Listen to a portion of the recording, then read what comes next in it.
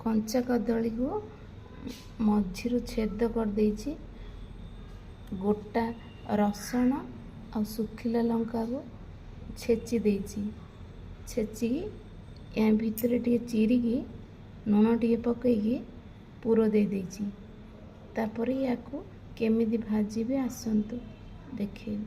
Pan रे तेल को गरम कर देइछि देखि पारथिबे। किसी भी स्पाइसेस देनी केवल गोटा रसुण सुखिला लंका और लुण एपट सेपट टिके ओलट पालट करदे। स्लो आंच रे घोड़े देवे टिके समय आराम से सीझे।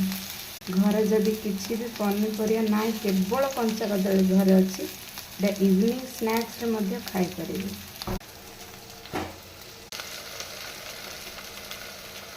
Now it's ready to serve.